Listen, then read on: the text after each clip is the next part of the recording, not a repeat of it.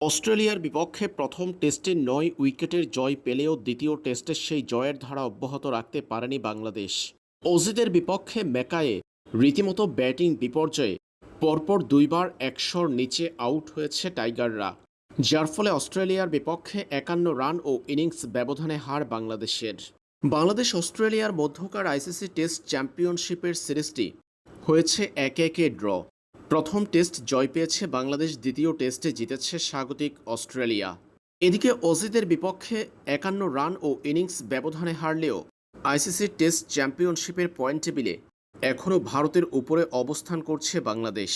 Test চ্যাম্পিয়নশিপের point টেবিলে বাংলাদেশের অবস্থান চতুর্থ স্থানে। টাইগারদের ৬ ম্যাচ শেষে ৩ জয় ১ ড্রয়ে উইনিং পার্সেন্টেজ এখন ৫৫.৫৬।